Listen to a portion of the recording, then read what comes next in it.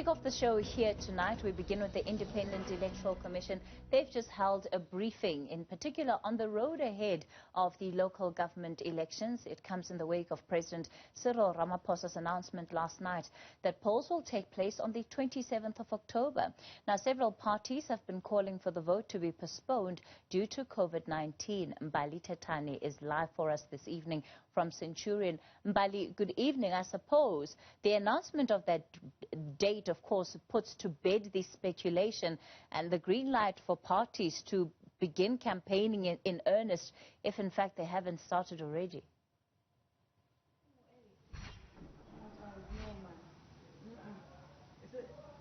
Well, that's right, Kathy. The IEC finds itself in a very difficult position this year. Of course, they are planning to hold those elections, the local government elections, which is expected to take place on the 27th of October. But, Kathy, it happens during a time where South Africa is facing a pandemic. And, of course, issues around vaccines come to the fore at the same time. And whether the IEC can guarantee that South Africans will be safe when they go to the polls this year. But, of course, we have heard from Simon Mabola much earlier on, Kathy, basically saying that they have decided as the IEC to rather extend, while they're looking at issues of extending the special voting process.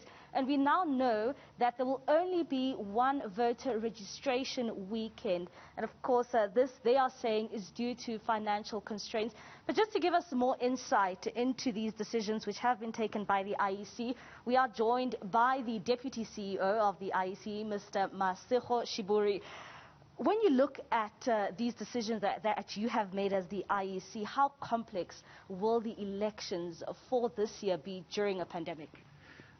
Each election has its own complexities. This one will be made even more complex by the COVID-19 situation. We have had to make adjustments. As we said earlier on, we are refining some of those processes, and we think that with proper planning that the announcement of the date gives us, we should be able to put in measures that stand us on a good footing to be ready to deliver the elections on the 27th of October. And Mr. Shiburi, one thing that has come out is the issue around campaigning. It is during a time of a pandemic. When it comes to issues of campaigning during this time, how will this affect political parties? Indeed, COVID affects all of us in society. All of us would have to make adjustment. The question, I think, at the heart of the question should be whether in the circumstances free and fair elections are possible. We will continue to have those discussions with political parties, and if there is a need to make adjustments, those adjustments will be made. But all of us, the Electoral Commission, political parties, and even individual members of society have had to make adjustments to comply with the regulations. We still think that given the experience that we've had during the by-elections, with some adjustment, an election, even in the context of COVID-19, is possible. We've seen jurisdictions elsewhere, even in our own continent, where the elections were held successfully, even in the context of COVID-19. Having said that, we do not want to downplay the concerns that parties have raised, that they will be constrained from using traditional means of campaigning. Those are valid points, and the Commission will still have to look at those. Mr. Shiburi, one thing that has also come out is that most political parties, or some political parties, have called on for these elections to be postponed. Just talking a bit earlier on, we've also heard that during your meeting with political parties today, they were divided right down the middle. Some were saying that these elections need to be postponed, while the other group was saying that, well, the elections needs to go ahead. How possible is it for South Africans to see a possible postponement of the elections, especially during a time where the health minister has said that we might experience a third wave? As you correctly point out, there are diametrically two opposed positions that crystallized in the National Party Liaison Committee. One, arguing that elections cannot go ahead given the pandemic. The other view saying elections can continue with necessary adjustments. The Electoral Commission does not have a preference for any of the two positions, but what it is under constitutional duty to do is to stand ready to deliver an election whenever an election is lawfully called within 90 days. That is the basis of our preparation. If, however, there are measures that are derived to postpone the election, we will then adjust our plans accordingly. And what does the IEC plan on doing should some of these political parties who aren't satisfied with the fact that the elections will take place on the 27th of October? Should you be taken to court, what avenues will you explore as the IEC? If there's a party that is minded to go to court, we'll have to evaluate the affidavit that they filed to court, and I think on our part the Commission will consider the matter and take a position at that stage. Just to mention a key dependency, we are not responsible for calling and setting the date for an election. Our role is to stand ready to deliver an election whenever we are called to do so lawfully.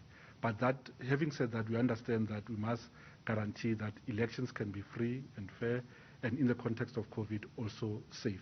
And that extends just beyond the voting day. It also extends to the registration period and the periods leading up to the election. So we must continue to evaluate the impact of COVID on the totality of the electoral program.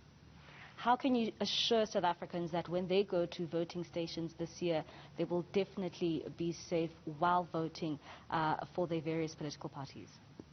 We have tested a number of health measures, having learned from other jurisdictions. For example, we will enforce face coverings in the voting stations. We'll provide sanitizers, we'll provide PPE for our staff, we'll enforce social distancing. We have jettisoned the use of indelible ink pens, and we will be using a single applicator to mark the thumb of each voter. A voter who prefers can bring their own pen, but we'll provide pens, and we will sanitize those pens. So in the areas within the boundaries of a voting station, we can say with relative ease that we are prepared, we have the plans to put in the measures. However, if there's an uncontrolled spike in the country, on that basis, the Commission may have to approach the Constitutional Court to authorize an extension beyond the 90-day period. Thank you very much. Of course, that is Masego Shipuri, the Deputy CEO of the IEC. They're just talking about a possible extension. Kathy, we also heard from the IEC earlier on, basically saying that they have consulted with the Health Minister, and he says that he's not quite sure of when South Africans can expect that third wave and that spike in infections. And of course, if you remember last year, those by-elections were also postponed due to COVID-19. We saw the IEC approaching the electoral court asking for that extension, and what we are hearing here is that should we experience a third wave roundabout in October, the possibilities of an extension or postponement is high. All right, Mbali Tatani, let's leave it there for now. Stephen?